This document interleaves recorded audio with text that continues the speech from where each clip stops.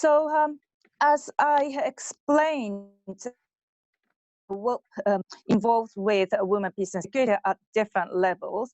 So as many of you know, that we'll have various national sections, and these national sections and groups in Africa, Asia Pacific, South Asia, Europe, MENA region, and the America advocates the implementation of women, peace and security in their own countries, but also we work collaboratively as an international organization. And also we'll have a semi-permanent program on women, peace and security, Peace Women, which also advocate women, peace and security at international level, representing work such as at United Nations. But at the same time, as a national section, WOPS UK involved in women, peace and security in various ways. We also we are part of WOPS European network, so sometimes we jointly draft a letter to contact, say, members of European Parliament, and also WOPS UK is part of is a member of GAPS network that we will hear more from Eva. And as I said, explained last time, that using CEDAW as a sort of international instrument, we're trying to address the issue of women, peace and security. And further on, that's through autumn seminars or a peace education network, we also trying to advocate peace education, including women, peace and security. And in general, the WILPS is a campaign organization, so we also organize various campaigns and lobbying, for example, contacting MPs to address the importance of women, peace and security. And as I said, the WILPS have various national sections, and we will hear from Diana and Sylvie. They're representing WILP Colombia and WILP Cameroon, and we can also hear more about what different section, how different sections engage with women, peace and security. Okay, so I would like to introduce Eva as a first speaker. So Eva Tabasnam is from GAPS Gender Action, Peace and Security, and she joined GAPS in February 2020 as a policy advocacy and communication coordinator. And she has extensive experience working across Europe and the Middle East, focusing on youth participation, gender and refugee law. Before joining her GAPS, Eva works for World Vision Lebanon and the UK Civil Service. And she holds an MSc in Women, Peace and Security from London School of Economics and Political Science, where she specialized in the interaction between the UK Prevent agenda and women, peace and security. Thank you. So floor is yours, Eva. Thank you, Maki, and thank you for having me. I used to actually volunteer for UK WILP before I started my career in WPS, so I mean, yeah, very much a WILP member and a fan, and all the great work that you do. So just a little bit about me. I'm the Policy and Advocacy Coordinator at GAPS, which is Gender Action for Peace and Security. I'm new, so I only started towards the end of February, and then we went straight into lockdown, but we've still been quite busy. We thought actually that it'd have the opposite, we'd not have so much work, but actually we've seen quite a lot of our work increase in terms of the COVID response with women, peace and security. But I thought I would just take this opportunity just to give a bit of a perspective on what GAPS does and how GAPS interacts with women, peace and security from the UK perspective. And I'm aware that a lot of participants today might not really know what women, peace and security is, and I might use an acronym, so please just throw in the chat, explain what that is, because I might use jargon, but I will try my best not to.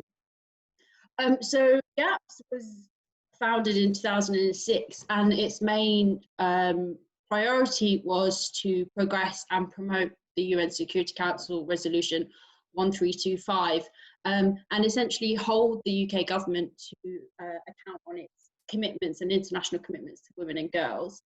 It's essentially a membership of NGOs who work in the field of development, human rights, humanitarian response, and peace building. So as Mackie mentioned before, WILP is a member of GAPS.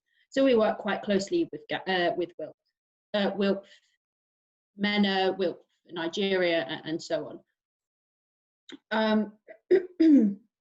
We work as well with UK government officials. So we have the critical friend role, which means that to the government, which means that we often have policy working group meetings with them, a lot of interaction with individuals within DFID and the FCO to see what's on their work agenda, to see if there's ways that we can influence policy in terms of peace, security and gender. One of the main things that we work on is the National Action Plan. So the National Action Plan is one of the main ways that women, peace and security is implemented in country. And the UK is currently in its 4th National Action Plan. GAPS have worked with the UK government on all of their National Action Plans, with 3 out of 4 National Action Plans. And the most recent National Action Plan is their most progressive. And I say that compared to the other 3, you know, I mean, it's not great, but it's okay. So we, as GAPS, continue to push our members' organisations' advocacy asks to the UK government.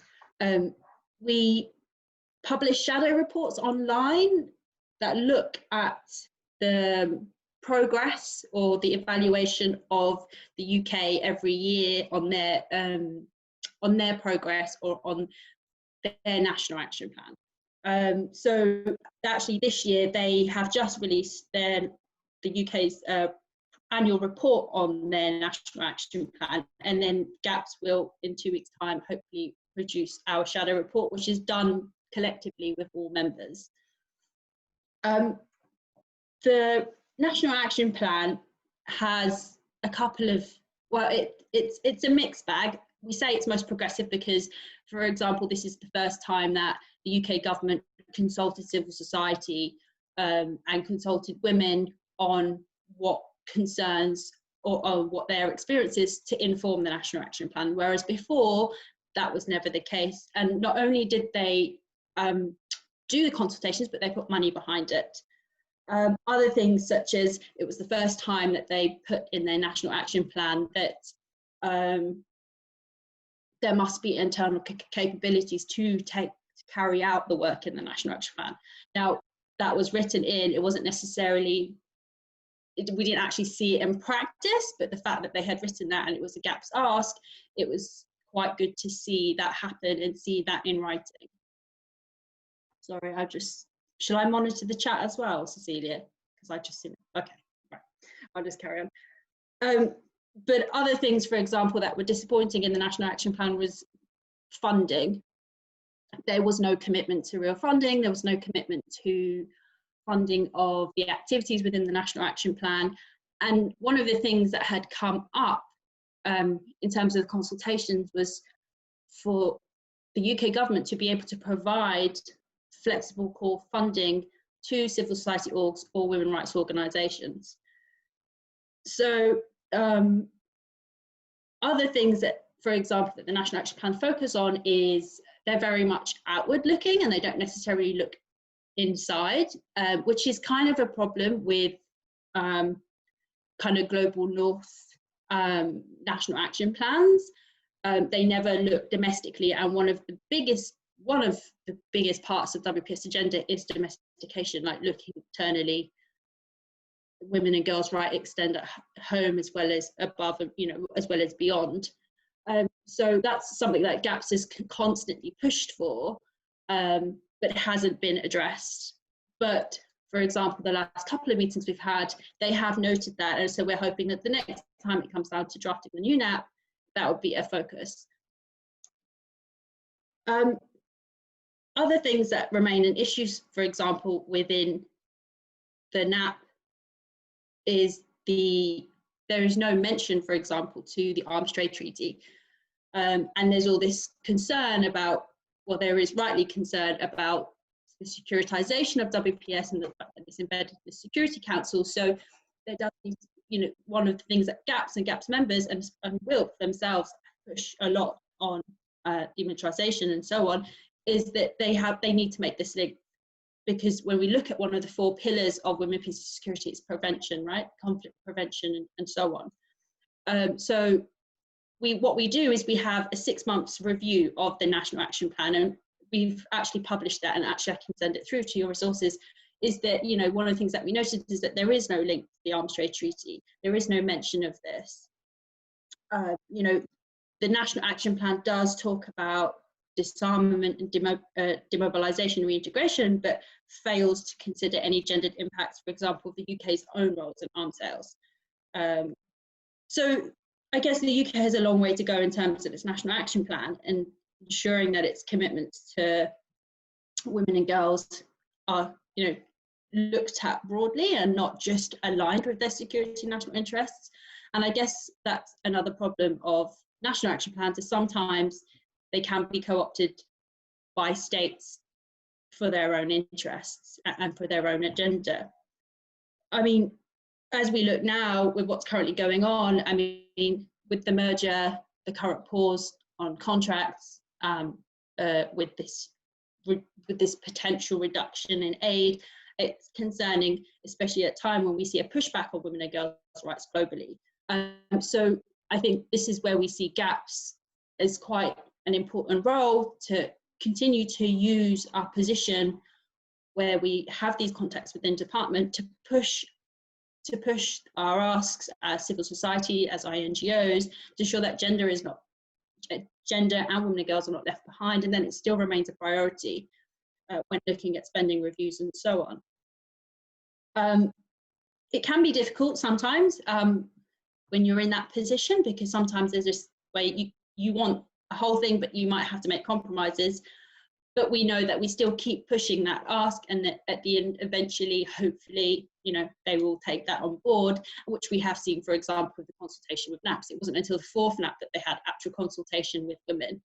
So it's very much a push, and sometimes we get something, but it's a long process. And I think going into the year 1325, like it's the 20th anniversary, and looking forward, I think we need to continue to build this movement and this moment, and making sure it's not just a moment, and continue to push the women, peace and security agenda.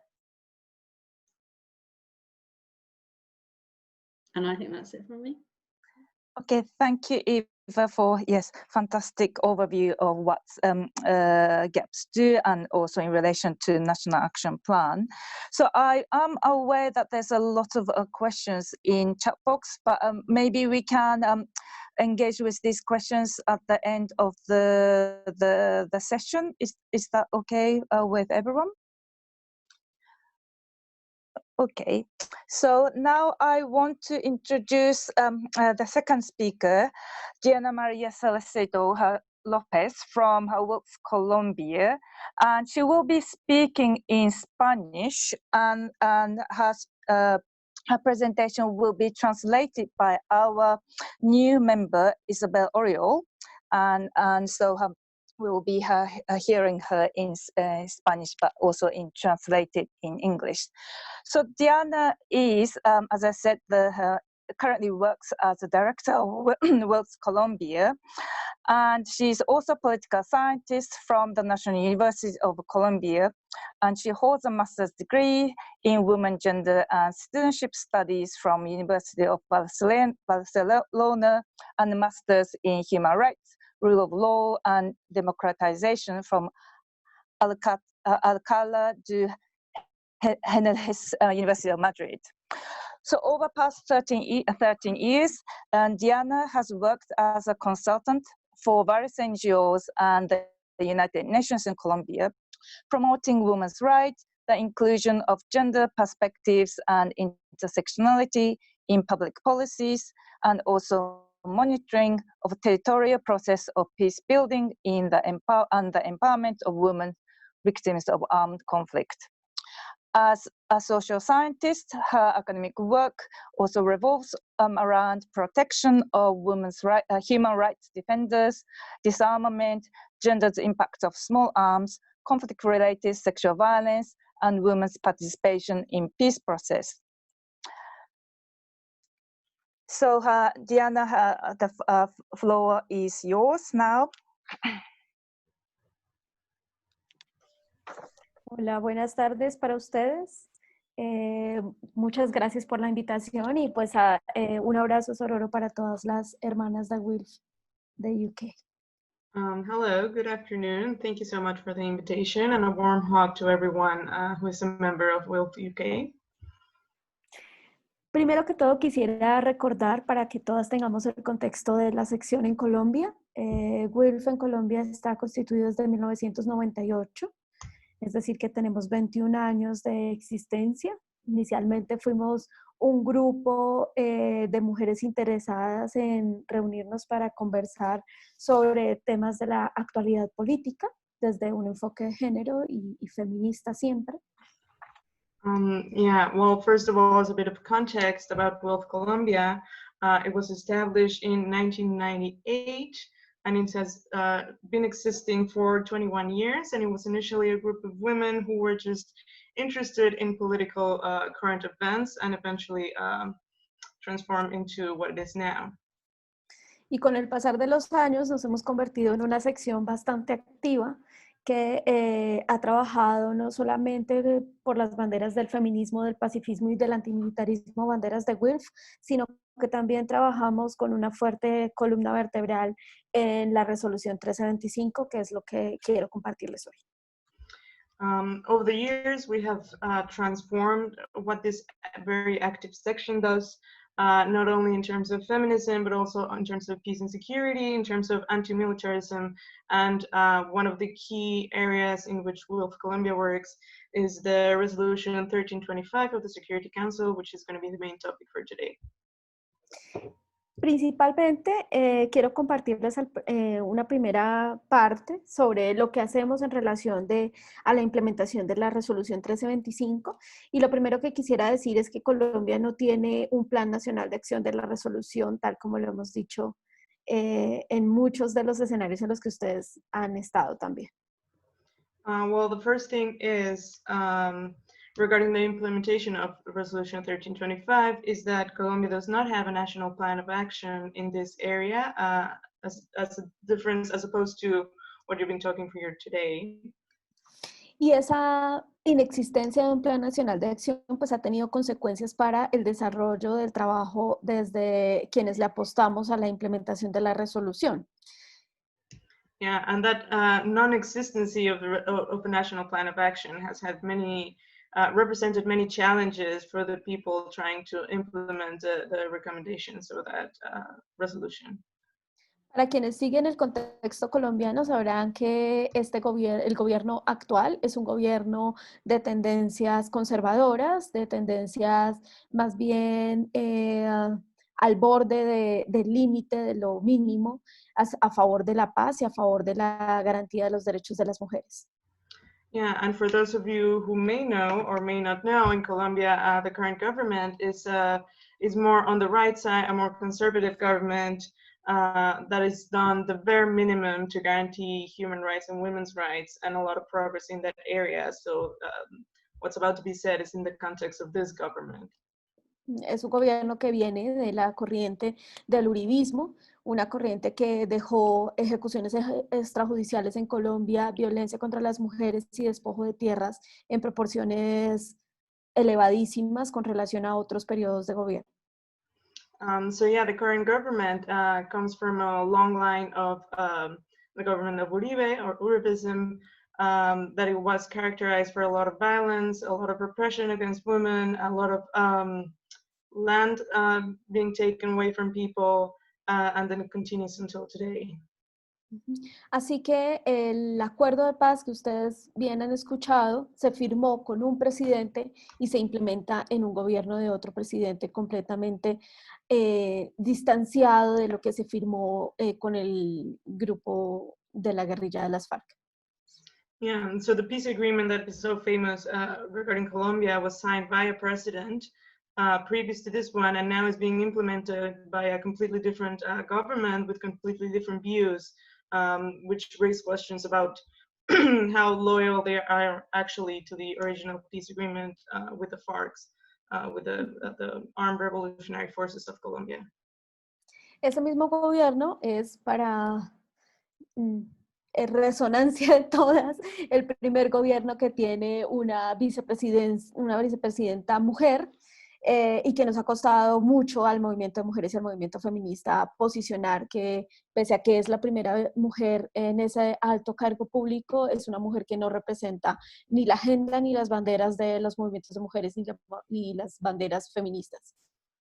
Yeah, and this current government has a female vice president, and it has been regarded as a lot of progress to have a female vice president. However, through the feminist movement, it's been hard to convey the message that the current vice president doesn't stand for women's rights and really the causes of peace and security. So it's been a hard message to deliver that the first female vice president doesn't really convey this message. Y en este mismo gobierno tenemos ahora la noticia que se está avanzando en la formulación de un plan nacional de acción de la resolución 1325 sin consultar a la sociedad civil ni a las organizaciones de mujeres, un plan nacional que está buscando recursos en diferentes embajadas de diferentes países que tienen presencia en Colombia, pero que no cuenta con la legitimidad ni la participación efectiva de las mujeres. And it is this current government that is trying to implement a national plan of action within the framework of Resolution 3025. However, it's being done without consultation of civil society. And there is being a lot of fundraising with this government through foreign embassies that are present in Colombia to come up with this plan and this national plan of action. But it is being done, you know, despite of the opinion or needs of the civil society at the moment. Yeah. Sí, es en este mismo gobierno donde se han fortalecido miradas de seguridad ligadas a lo militar y a la militarización de los territorios y de la vida de las mujeres, y en donde se han propiciado conversaciones de muy alto nivel con otros países para promover discursos en contra de las ganancias que habíamos conseguido en términos de la discusión sobre mujeres, paz y seguridad. Yeah, and in the current government, the main talks about security are related to militarization and to an increase in militarization in many areas. And the current government is holding elite conversations with other countries and decision makers in other countries around. I'm sorry, ¿puedes repetir eso último? Sí, conversaciones de muy alto nivel sobre que retrasan la agenda que llevábamos avanzada en la incidencia de mujeres, paz y seguridad. Gracias. So the current government is holding conversations with other countries and elite people in other countries that really set back the current agenda in women, peace and security. And it's being done in a sort of a secretive way. De manera que para Colombia es imposible hablar de mujeres, paz y seguridad y del acuerdo de paz, por otro lado. Así que quiero contarles que, por ejemplo, en la implementación del acuerdo de paz en este periodo de este gobierno, las prioridades han estado centradas en asuntos muy mínimos que no son los estructurales del acuerdo de paz, como por ejemplo en el incumplimiento de las 130 medidas de género que tiene el acuerdo de paz firmado por las FARC y el gobierno de Juan Manuel Santos. Yeah, so within this context, it's very hard to talk about women, peace, and security in Colombia. However,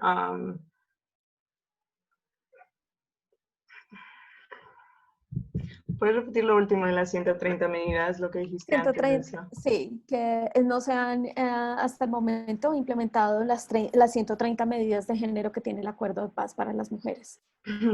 So it is hard to talk about women, peace, and security within this context when even the measures that were signed within the peace agreement between the revolutionary forces and the government, this agreement contained 130 measures in the area of gender that have not been fulfilled to now. So it is hard to talk about the next step in women, peace, and security when even this bare minimum is not being done.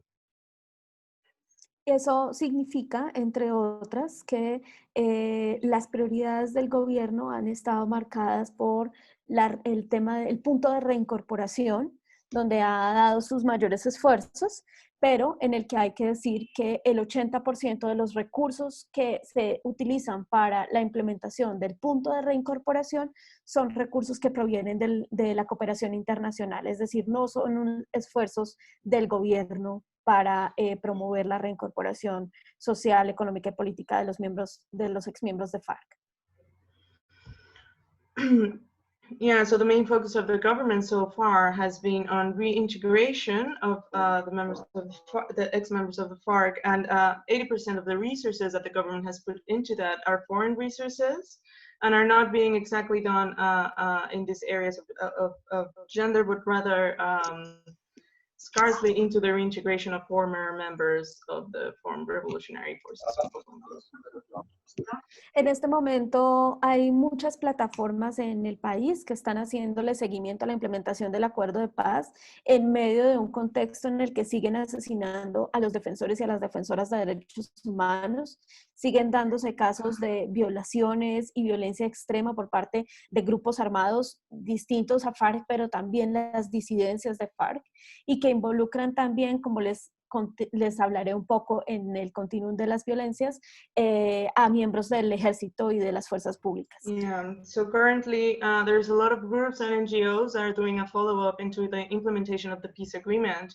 However, many of these groups, along with human rights offenders, are suffering from a lot of retaliation, both from the government, but also from ex-members of the FARC, and there is a lot of violence going around and a lot of human rights violation for the people who are trying, to be vigilant about the implementation of the peace agreements.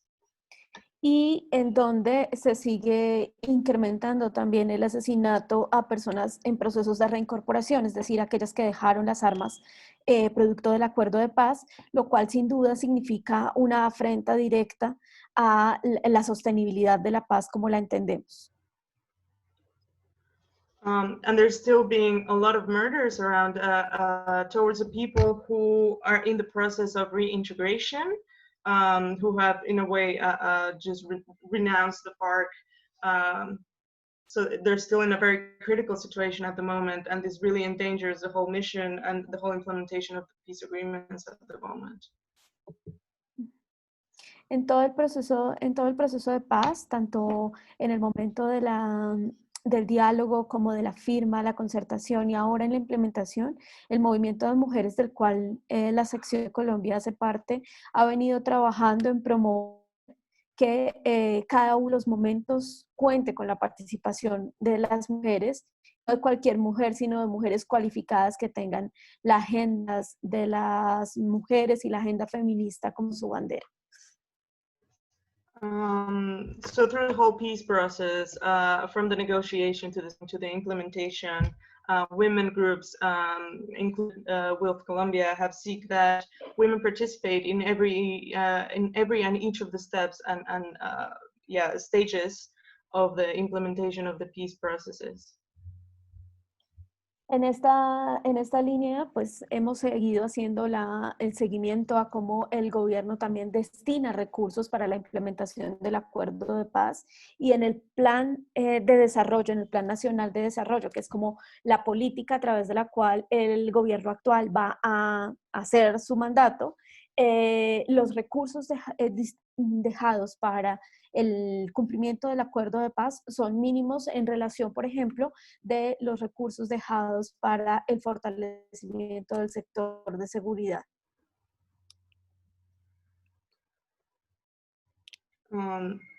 yeah, I forgot to mention in the previous part that they are trying to achieve a participation of women, but not just any women, but qualified women who can actually give an expert opinion on the topic, and that's been part of the of their efforts. And also, one of the things that are making right now is just monitoring the overall allocation of budget regarding the peace the peace agreement implementation. And one thing that they have observed is that the money destined for the implementation of the peace agreement is the bare minimum, while they have increased the budget in the area of security. Esa situación a nivel nacional se refleja también a nivel de los territorios, en donde, de los departamentos, de los municipios, en donde no hay un interés marcado de muchos gobernantes por implementar el acuerdo de paz, ni por responder tampoco frente al continuum de violencias que ha generado el proceso de dejación de armas y el proceso de continuidad del conflicto armado con otros actores distintos al que firmó el acuerdo. Yeah, so that sort of say lack of will at the national level, it is also reflected in the regional level, in the municipalities and states of Colombia, where the local governors or leaders also present a lack of will to implement the peace agreement, to carry on with the handing in of weapons and all of the processes related in this area.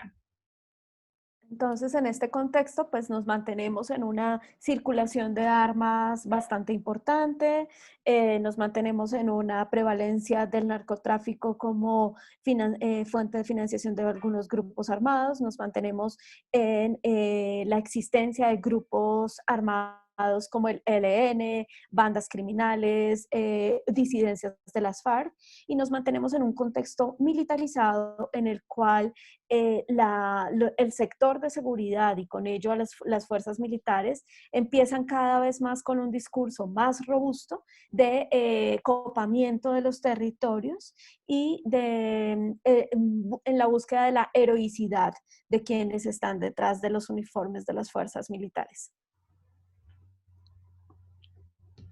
Yeah, so within this context, there is still a high degree of circulation of weapons that is just prevalent due to the lack of will and everything that's been mentioned before.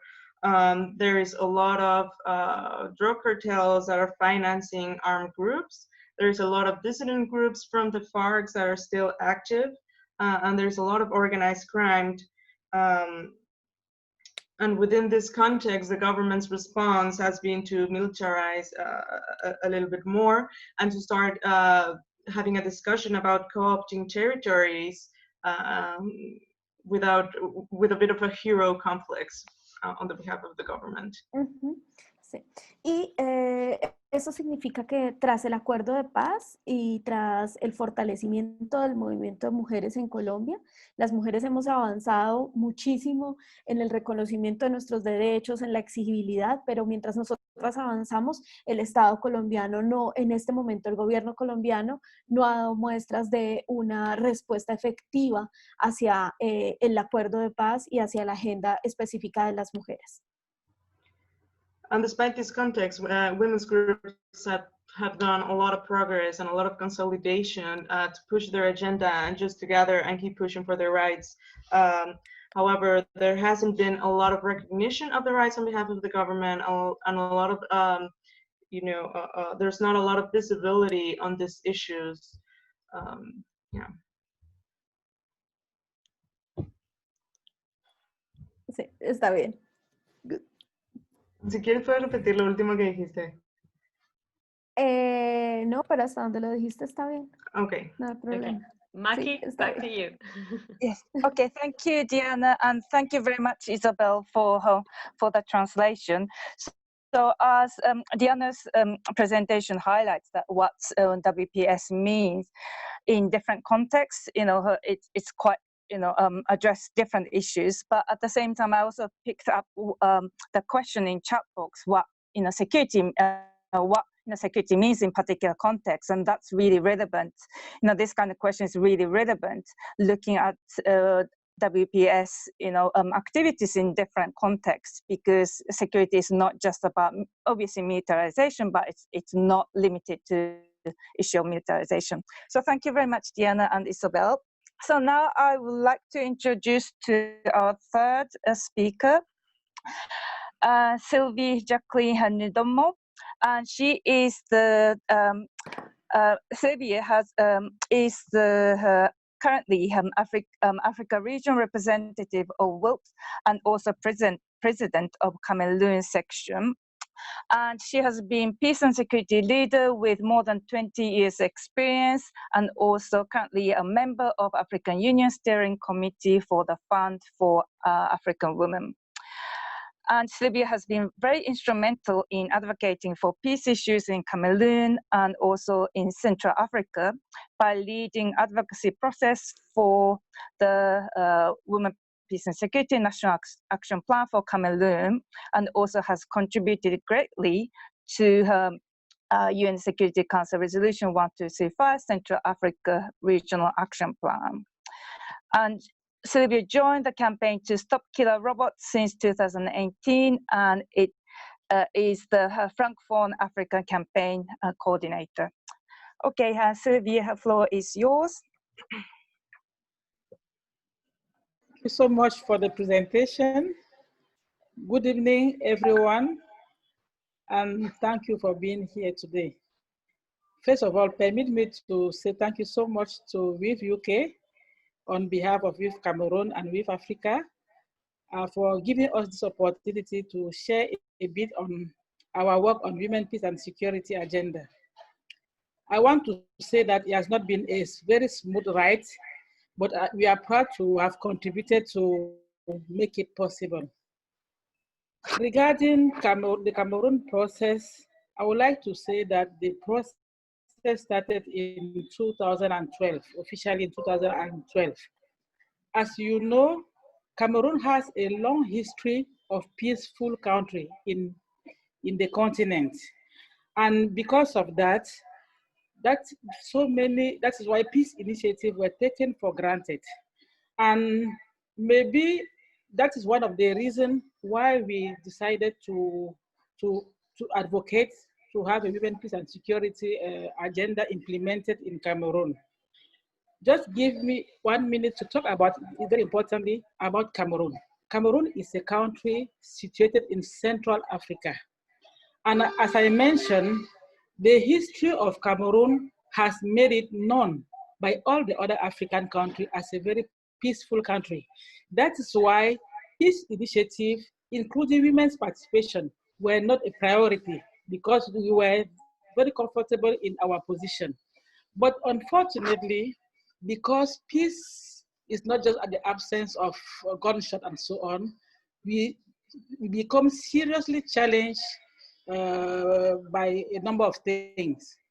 In 2012, when we decided to advocate, to push for the Women, Peace and Security agenda, and especially for 2000 Security Council Resolution 1325, it was because Cameroon was facing increasing security challenges. The first from external sources and then internal.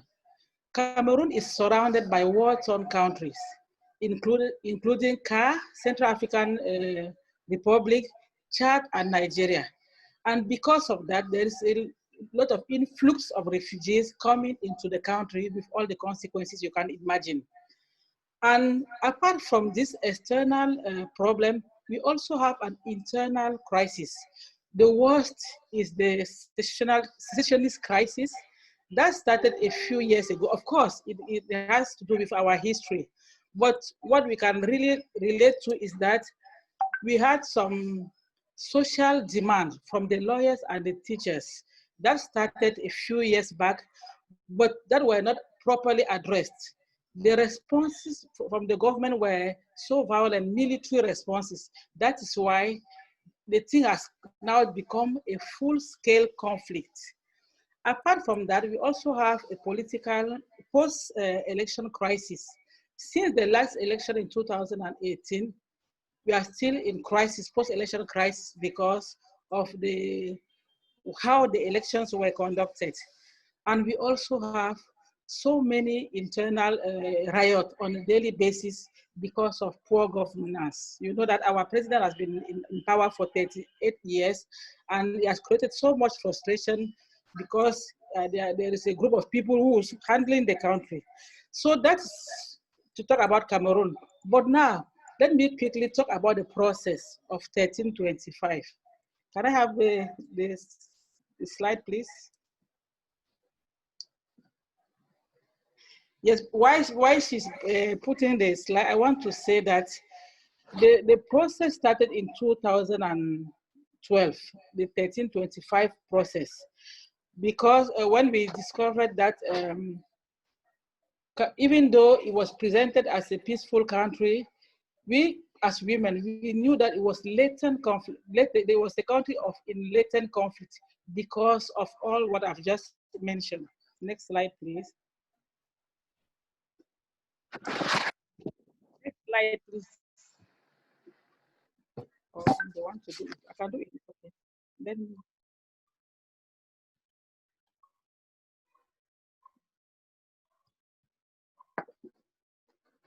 Cecilia, can you move to the next, please?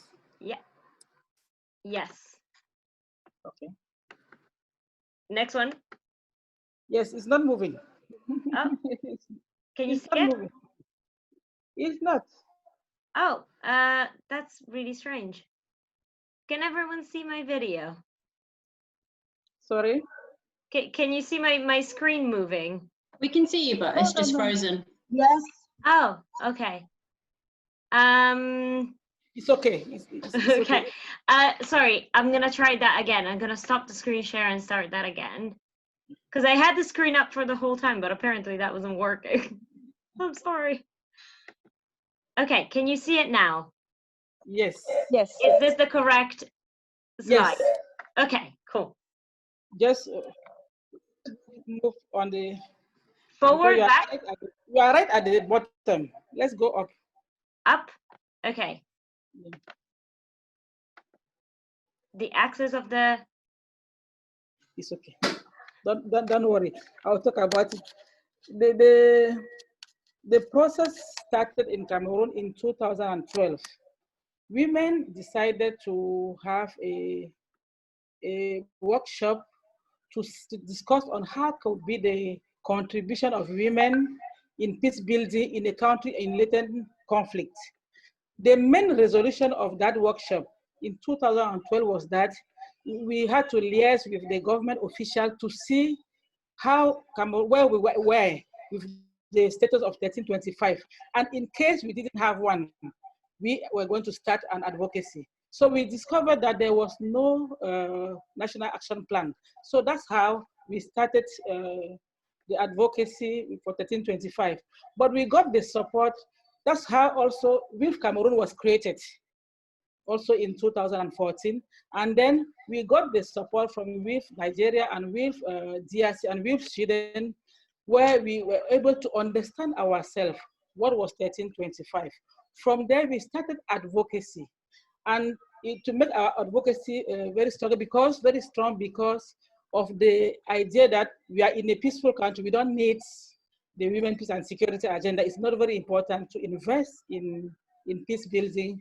That's where we started liaising with government officials, and the message was not passing. For them, it was not important. Peace was not a priority in Cameroon. So that's why we conducted a study in the east of Cameroon. That was in 2014, to understand the level of knowing even of 1325 on and also the impact of conflict on women and girls. So with this, people started to pay much attention. The second thing that we did was to train not only with Cameroon members, but also see other civil society organizations, women's group, so that the idea was to create a pool of women who are able to push for the 1325 process. So now we had a pool. We have so many people at the same time pushing for it. Also, we decided to liaise with the media people. We discovered after the study that 1325 was not known in Cameroon, even by some UN agencies. That's why we decided to make good use of the media by training the media men and women to help us in the advocacy. The fourth thing that we did was to liaise with UN women, because in Cameroon there is this issue of shrinking space. Sometimes the voice of women are not well taken into account. But when we liaise with other UN agencies, that is why the attention is much paid. So we liaise with UN women, and then we decided to work together. And we were able to have the first ever workshop on women, peace and security in Central Africa. That was the first ever in Cameroon. And we had women from Mali and from DRC who came to Cameroon to share their experiences. That was very, very important. Apart from that, after that, we engaged in capacity building activity, in sensitization, and it led the ministry, then the gender ministry, now become very attentive to our message. We started identifying with UN women, identifying key ministry, which could really support the process.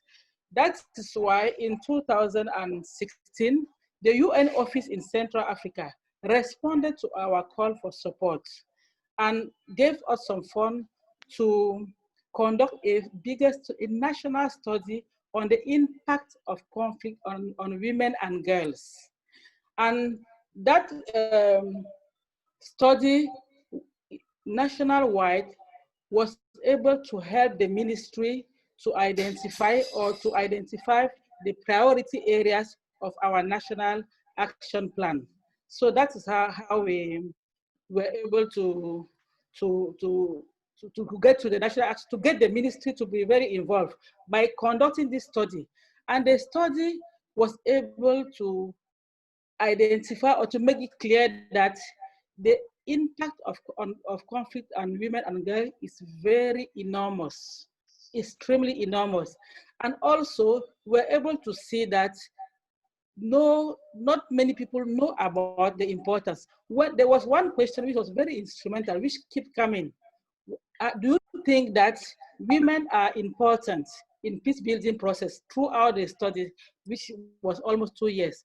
Even some women said that it was not important to have women as peace builders. You see how the situation was. So with the result of the study, we're able to now help the ministry to draft the national action plan, which was then adopted in November 2017. And the national action plan had 4 priority areas. And now we are engaged in implementation. The implementation phase is also as the drafting phase, of course, having some challenges. And most of the challenges in the implementation phase are mainly administrative, because now we need to have, for example, a decree from a text from the Prime Minister to have it run. Also, the second thing is that many organizations, many stakeholders who really supported the process are now put aside because of some kind of hidden agenda. But I want to testify that the work that has been done in Cameroon and that has helped Cameroon to have a national action plan has been successful because women's organization, civil society organization came together and lobbied together to have a national action plan.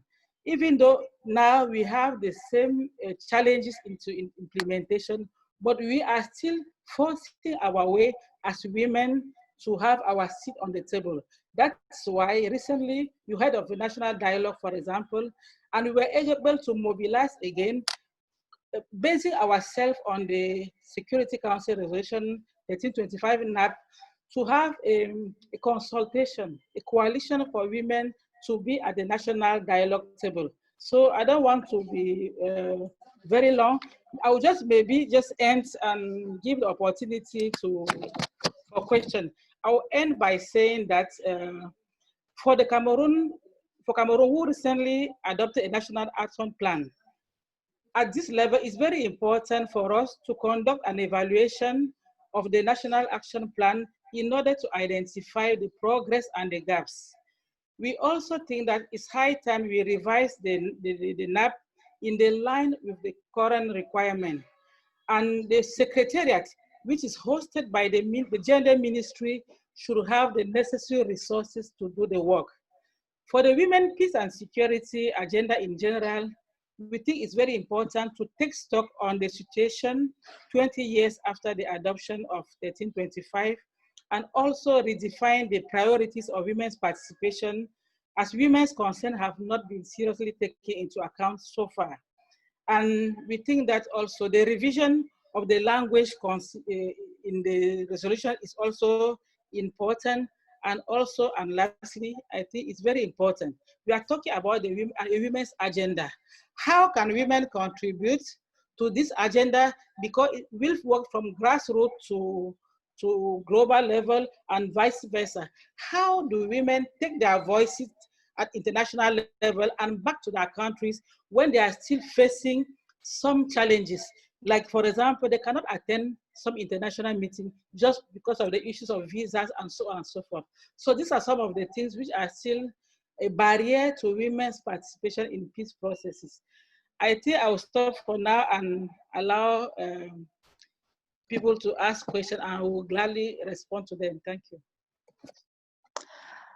Thank you, Sylvie. I think Sylvia's presentation really highlights the importance of women's civil society in pushing women, peace and security agenda, but at the same time, it's also portrayed really clearly how different civil organizations, not just within Cameroon, but also transnational women's civil society work together to push this agenda. And we are running out of time, but as we said that we will have breakup rooms, so we just want to have about 7 minutes breakup room, so that we really want to hear from you. What kind of area that you're interested in what kind of areas of women, peace and security that you're interested in, because as you heard that when we talk about security, it can mean quite different things. So we really want to have opportunity to hear from all the participants. So let's break up into 2 groups for 7 minutes and then come back and then ask further questions to her speakers. Is that okay, Cecilia? Yes, so you will be reallocated. You do not have to do anything. Let's see how this goes. All right.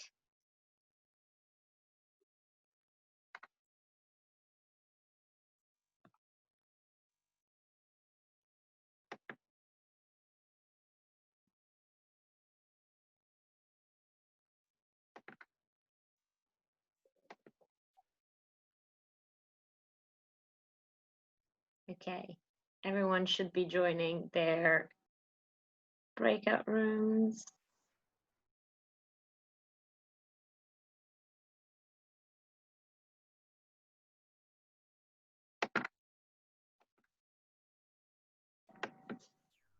Hello, everyone. Hello. Hi. There we are. Hello, everyone. Wait, let me put the gallery views. Hello. All your beautiful faces. Hello. How are you? I'm good. How are you? You good? Okay. Well, I will be sharing this, but I really just want to hear from you. So first and foremost, thank you to Diana and to is Sylvie here? Yes, I can see her. Okay, and Sylvie for their presentation. So the main idea of this breakout room was that of talking about continuum of violence. So what is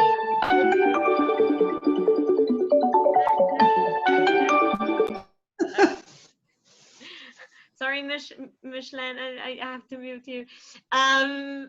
The idea is to talk about what violence is, not just in the context of conflict, because we know that women are affected by violence always, unfortunately. But I'm happy to take suggestions, and I would maybe start with the two speakers to see if they have anything for us to share, if that's okay with everyone. So whoever of the two wants to start. Diana or Sylvie? Sí. Bueno, Bueno. frente al continuum de violencias, quería mencionarles que en el último año en particular, hemos tenido un incremento del asesinato a defensoras de derechos humanos, pero también con muchísima preocupación estamos viendo el impacto que está teniendo este periodo de pandemia por COVID-19 frente a las violencias contra las mujeres. Se han incrementado los casos de feminicidio en varios territorios del país y en la semana pasada cerramos la semana con la triste noticia de una violación masiva a una niña indígena por parte de entre 7 y 9 miembros del Ejército Nacional, y que se suma a otras denuncias de años anteriores frente a casos de violencia y asesinato por parte de miembros de la fuerza pública. Isabel, did you get that? Yes, I did. So talking about in the context of continuous violence, one of the things that has been happening right now is a lot of violence against human rights defenders, including murder against human rights defenders. It is very worrying, the effects of the pandemic that is having to the national context is being very damaging. There's an increase in femicide, which is I don't know if you're aware, but just murder because of reasons of gender. And there is also a very sad case that was recently covered by the news of a gang rape against a girl, an indigenous girl, by 7 members of the National Army, which sadly this is not the first time this has happened, and it's just on top of already this existing context of violence. Y en este momento estamos trabajando en un informe sobre las violencias que sufren las mujeres que tienen relaciones sexoafectivas con miembros activos de la fuerza pública, porque ahí también se ha visto el incremento y son solo 2 temas que no están normalmente en la agenda de Mujeres, Paz y Seguridad.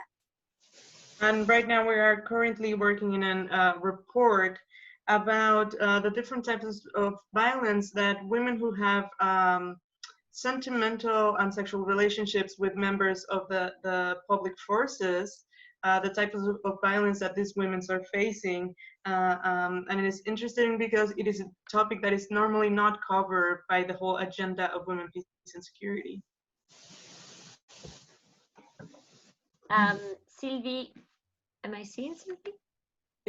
Yeah, oh, there you go. Sylvie, do you have anything to add to this? Yes, very quickly, because we don't have much time.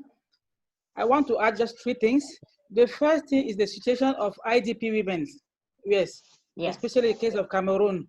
The IDP women are under so much violence from the host community and also from the community they came from. They ran away and then they find themselves in a very difficult situation also. And when aid is being distributed to them, sometimes they have to offer sexual relation to have some aid. So we think that it's still a lot of violence. The other, so it's about what I want to say. The other thing that I want to mention is the issue of shrinking space for women. I'll take the case of Cameroon. When women try to engage, whether in civil society or in political party, not only they suffer so many restrictions from the government, but also from the community. These women are on a daily basis on social media. They are being bullied, insulted. So this is a way to frustrate them. So if you are not courageous enough, you will not continue.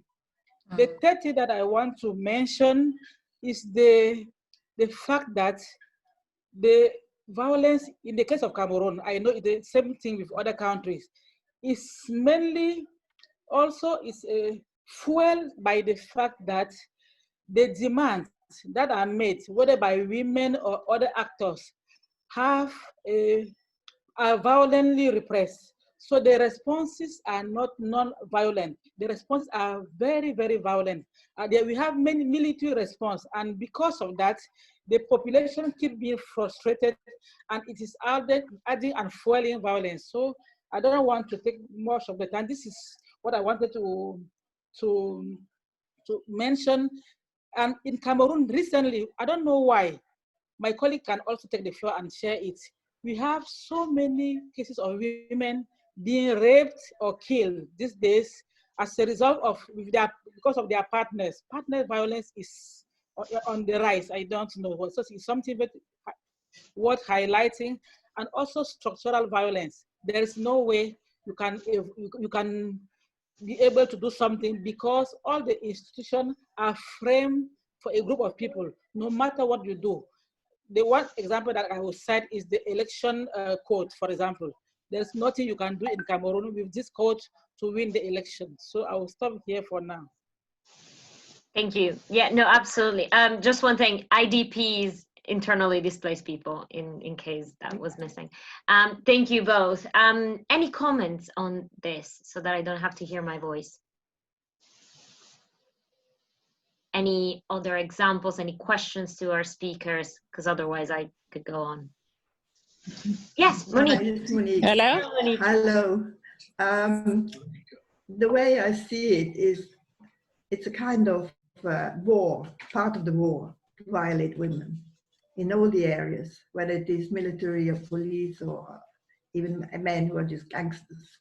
I think it's a kind of war against women, and it's included, you've seen it in the Middle East, in Iraq, with ISIS and these people. And I think it's so totally unacceptable. And I would like to see a resolution for United Nations to condemn it more seriously as being a violation of human rights. And it happens all over the world, where women cannot defend themselves. Thanks. Thank you, Monique. We have 40 seconds. Whoever, Afaf. Anyone that has their raised hand. Yes, hello, hi, Micheline. Hello. Hi, hello. Yes. Listening to Sylvie and to, is it Cecilia or the other colleague? Yeah. Yes, I see that there's a gap on engaging men and boys in all these situations, because we are hearing violence against women, we are hearing the rape, we are hearing.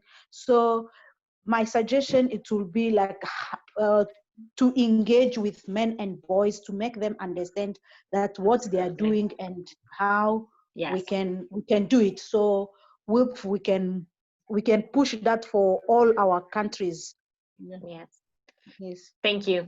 We have 44 seconds. If anyone has 44 seconds, go. Yeah, me. Okay.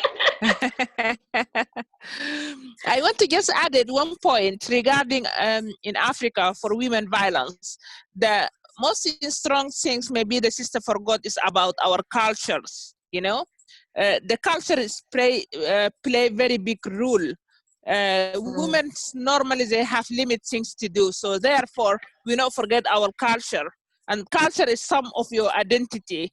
If we need to change the things, really we need to talk about the culture as well. Thank you, Afaf. Thank you very much. We're going to go back, but thank you so much.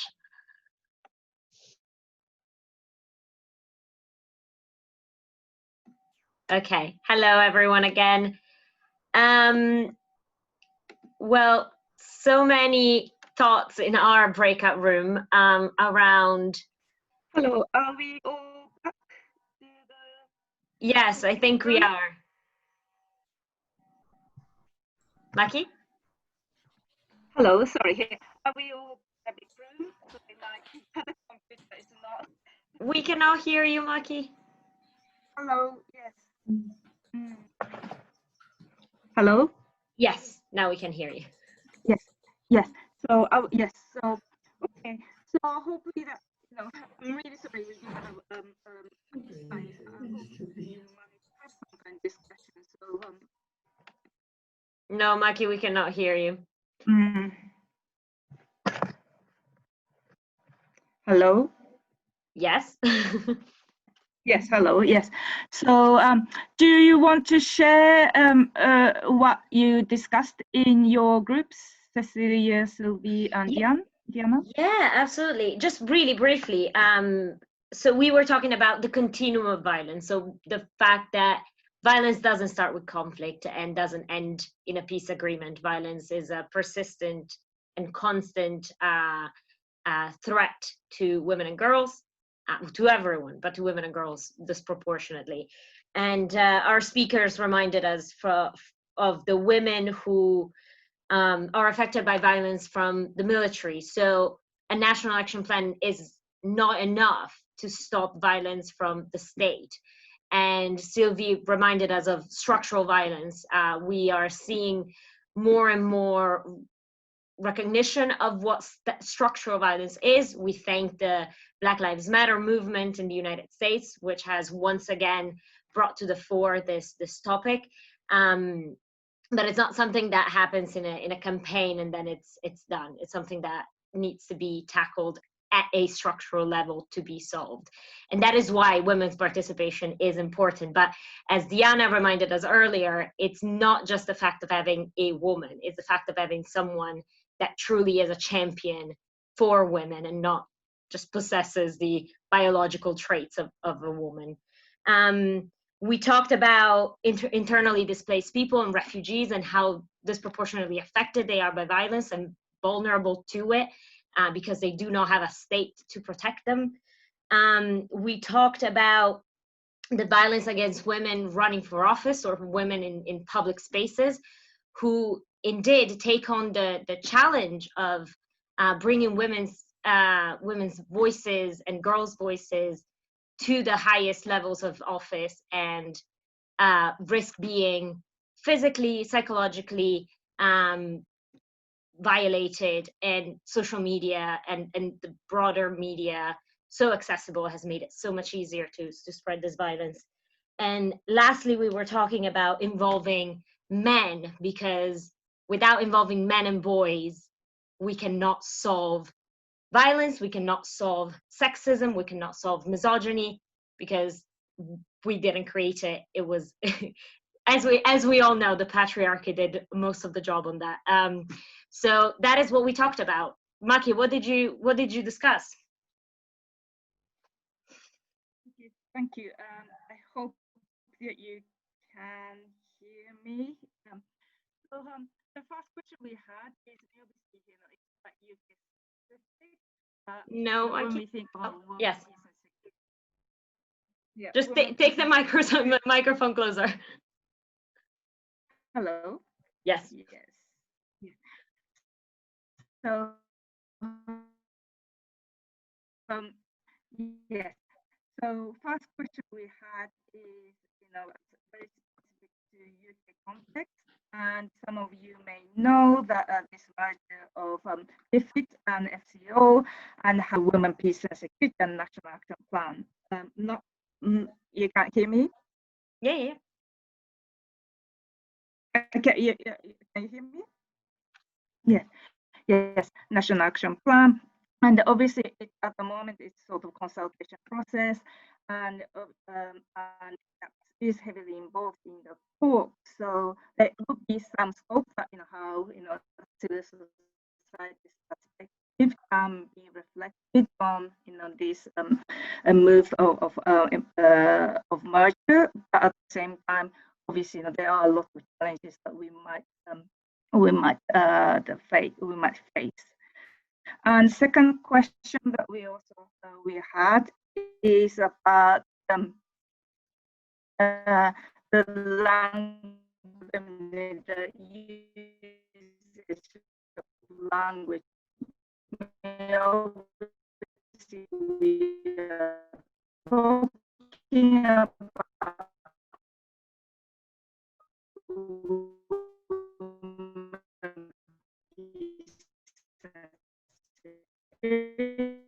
Maki, we cannot hear you. But then while we are not, what would be the use of this, but sorry, Eva, do you mind? I need to figure out my microphone. So Yeah. do you mind just summarizing the question that you, in terms of the difference and the women? Sure.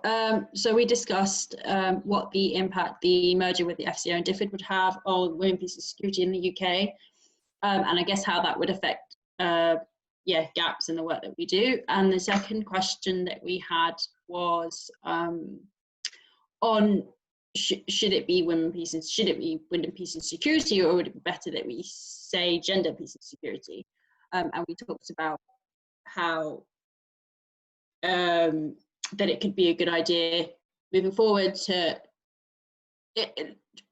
why now is it good to say women, peace and security, and for example where the origins, the roots for women, peace and security had come from, and the idea of it being women, peace and security is in getting women into structures, but then also noting that doesn't necessarily mean that having women in those structures will be representative of all, and would advocate for WPS, but then also what would the benefits of just looking at it as gender, peace and security. That's all. Thank you. Thank you. I think, those are essential questions, aren't they? Looking at what we talked about and what you talked about in your breakout rooms, I think we have gone through the list of chat questions. I'm aware that we are way beyond the allocated time. If anyone has any pressing questions, speak now or forever hold your peace, as the saying goes. No? Yes? Hiya. I have a question mainly for the lady working for GAP, for example. I think the UN Security Council will be celebrating its 20 years this year. Yeah.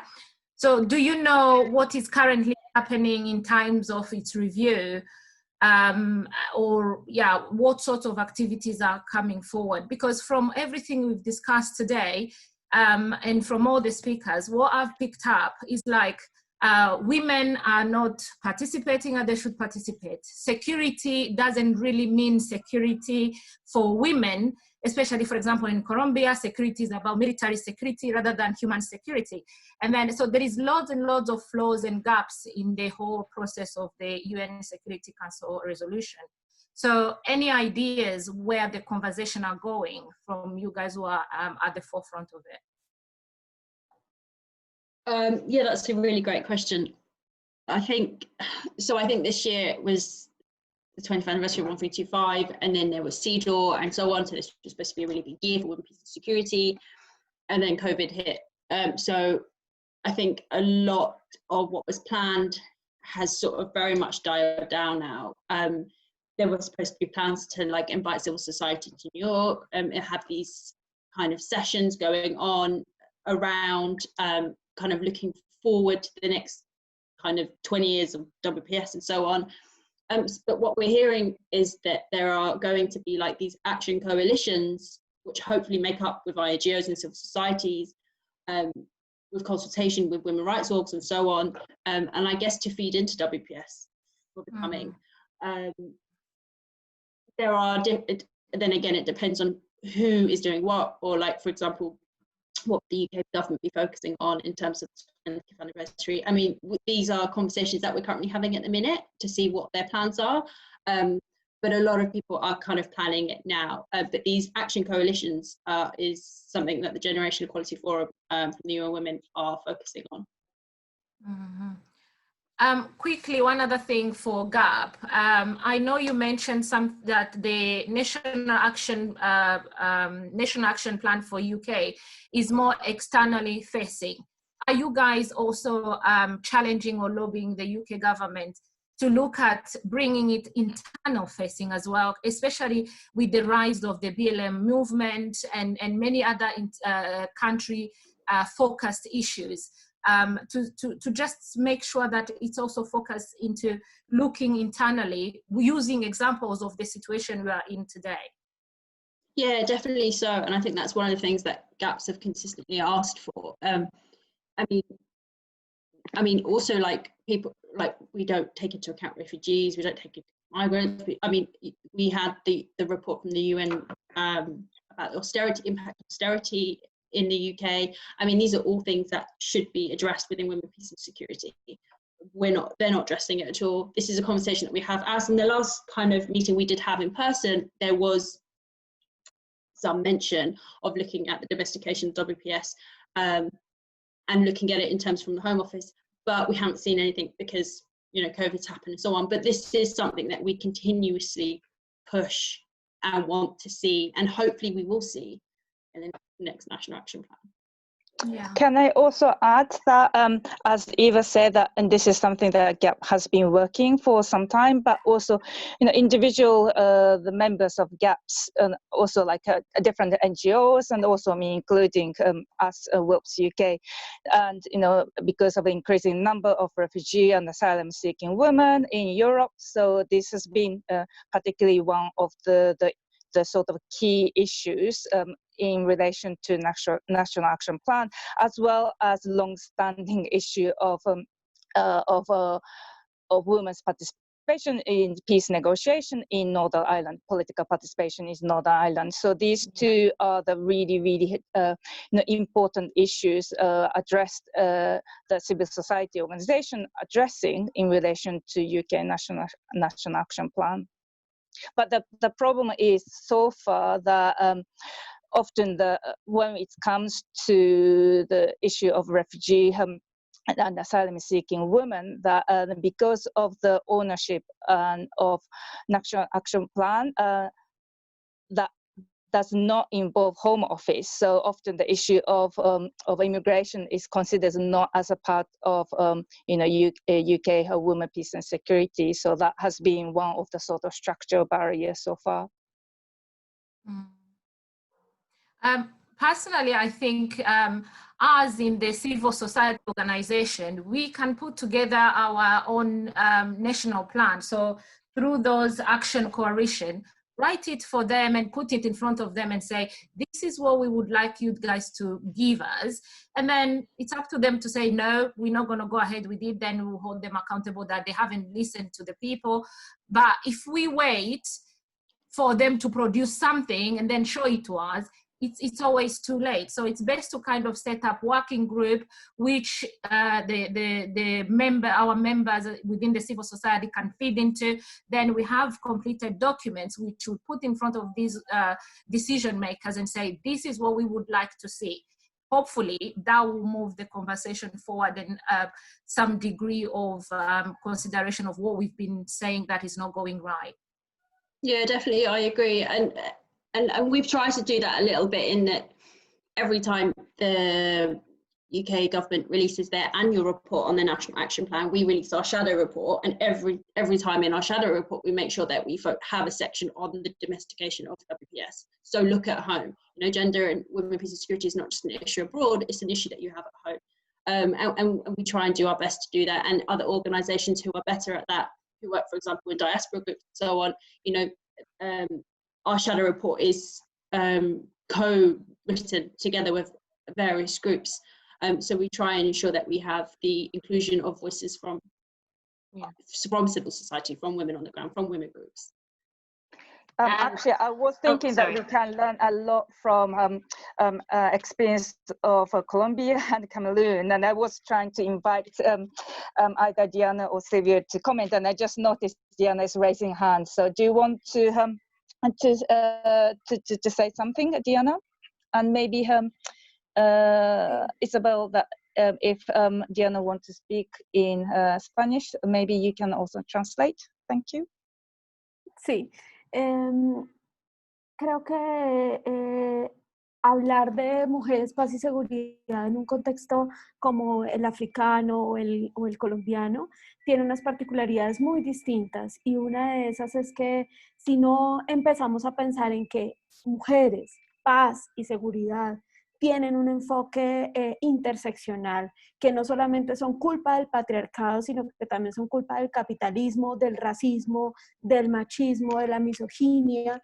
Pues entonces vamos a seguir dando vueltas en quién es el responsable de solucionar o en a quien exigimos, que está muy bien, es nuestra agenda de incidencia, pero que como movimiento de mujeres tenemos que también incorporar esas otras discursivas que nos permitan realmente llegar a respuestas como movimiento, pero también exigencias frente al Estado que sean más integrales y que respondan a lo que le sucede a cada mujer en cada territorio. La violencia sexual no es lo mismo en Colombia que en África, ni va a ser lo mismo en países del oeste medio, por ejemplo, del Oriente Medio. Yeah, so she's saying that it's important to notice that talking about women, peace, and security in the context of Latin America and Africa is quite different, and that we need to take into consideration that the causes for the current situation are not just like to take an intersectional perspective on it.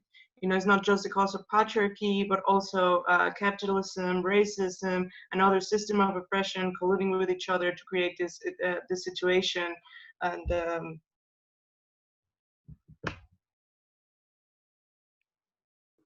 I forgot the last part. I'm so sorry. It was about the multiple reasons and the fact that it's different in different parts of the world, and we need to involve capitalism in the discussion, and militarization, and misogyny and racism, etc. But yeah, wonderful. Sylvie, do you have anything to add to this? Because we heard from Diana, so I think it's only right. Yes, just two quick things. The first is to relate to what Micheline said in the breakout session, the engaging men and boys. Absolutely. I want to testify that in WILF Cameroon, that has been one of the key things that made us to succeed, to do what we have been able to do today, because we have engaged men and they have contributed a lot to what we have been able to achieve in Cameroon. The second thing that I want to mention is, as Wilf always says, we have peace in our hand. I am totally in agreement with Marie-Louise, who is proposing the idea of having our own national action plan. I want to say that in Cameroon in 2018, a coalition of civil society organizations were preparing for the presidential election. And the problem of the election in Cameroon is the electoral code, which is biased. So this coalition wrote an electoral code that they proposed to the government. Of course, it was not accepted, but at least there was a proposal. So I agree totally with Marie-Louise on the idea of having all these voices together, all these coalitions together to really push for the women, peace and security agenda and have our own national action plan. The last thing I want to mention is that this work we are doing is not possible if we don't address the issue of shrinking space. Maybe it's different in other countries, but in our country, it's very difficult to be a woman. In Cameroon, it's very difficult to be a woman who is engaged in either civil society or political position, because she's threatened by the government, she's threatened by the community at every level, and it becomes very difficult. So it's very important to really support women, taking into account their different contexts. And in that, they will be able to really engage the way they are. And the last thing is, because we are talking, we have with UK, we have other sections of it, and we have other partners. It's very difficult to continue this exercise that we are doing, sharing our experiences together. And sharing experiences means giving the opportunities to others to be able to have this. Many African women miss so many opportunities of learning from other women in the world, from sharing their experiences, just because they cannot access a country. It's not possible. No, it's not possible. There's no way we can move the agenda when thousands of millions of women are excluded in the name of sovereignty. So thank you so much once again for inviting me, Cameroon, to be part of this conversation and for taking the time to be here today. Absolutely. Maki, do you have anything else to say? Otherwise, I would wrap up because we are I just want way ahead of. I'm really sorry that we overrun, but it was really fantastic that we have different speakers, and as Sylvia said, it's really important to know what's happening and what other women are doing in different parts to address this women, peace and security agenda. And I really appreciate that all of you have managed to participate in this conversation. So do you want to close? Yes, Cecilia? Sure. Well, yes, I will echo what my fellow speakers have said, which is that I think we could continue this conversation forever on participation of every woman in very different contexts. And I thank Eva for being with us and sharing the work that GAPS is doing in bringing together civil society and NGOs and truly making our voices heard within the Parliament and with decision-making bodies here in the UK. I thank Sylvia and Diana for sharing their very personal and national experiences, both at the WILF level, but also given us a bit more context of what Colombia and Cameroon are experiencing, are going through, and have been going through. And women in these countries have had to, I guess, endure. But it's once again, it's necessary to hear from people in very different contexts to make sure that our activism is inclusive and it doesn't just serve us, but it serves everyone. And I think that is the beauty of WILF, is that we have the privilege of doing that. So this is it for today, unfortunately, but I am sure that we will have more space in the future to pick this conversation back up again, because as Mary-Lise mentioned, it is the 20th year of the Women, Peace and Security Agenda. So I think that we can come together in celebration and in revision as well of what has been done to see what the progress has been and talk about the steps forward. So thank you to everyone who has been here and has stood with us even half an hour late.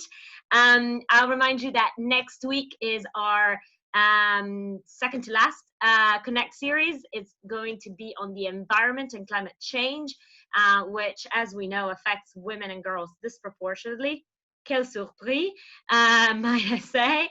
And it will be led by our Jenny, but as today we will have different speakers. You'll receive invites. You cannot get rid of me and my emails. But watch out, because I am sure that there will be more events on women, peace and security, and possibly bringing back our Diana and Sylvie and Eva, but hopefully with other speakers as well. Thank you very much, and have a lovely rest of the week. Goodbye. Thank you so much. Thank you.